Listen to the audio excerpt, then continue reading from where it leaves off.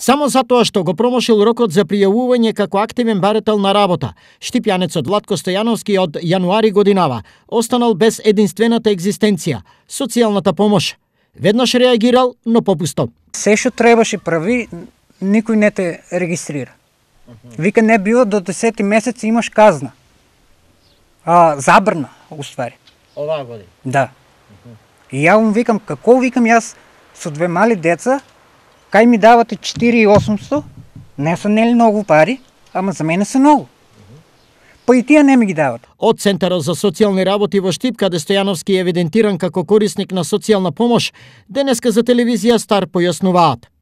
Поради нередовно пријавување како активен барател на работа од септември минатата година, Владко Стојановски е избришан од евиденцијата на овдешната агенција за вработување. Нашата контрола го утврди тоа и согласно законската регулатива, истиот е избришан од листата корисници на социјална помош. Меѓутоа, со владината уредба од минатиот месец, посоченото лице ќе може повторно да аплицира за како би можел повторно да биде корисник на социјална помош. Известуваат од Штипскиот центар за социјални работи. Во меѓувреме, 4 месеци, 37-годишниот соговорник, без никакви примања и работен ангажман, како знае и умее, обезбедува храна за двете малолетни ќерки. Ходи, снаоѓам се. Например? Пример, имам мајка, имам очув, они помалку нешто дадат. И јас од некаде ако најдам и тоа е. Нели кажуваат дека има пакети за корона за се.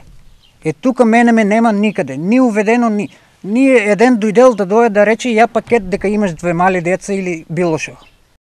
Бидејќи имам две деца, тие се мојот живот, јас се борам за ни. Колку толку да ги исправам на прав пат и нема да останам од тоа, додека не ги исправам на прав пат и додека не ги израстам. За училишните задачи на 7-годишната Елеонора и 6-годишната Теодора, Владко има решение, но за сега нема за редовен финансиски прилив за нивно издржување.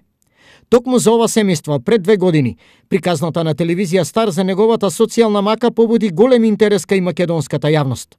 Се надеваме дека и овој пат хуманоста ќе биде во преден план.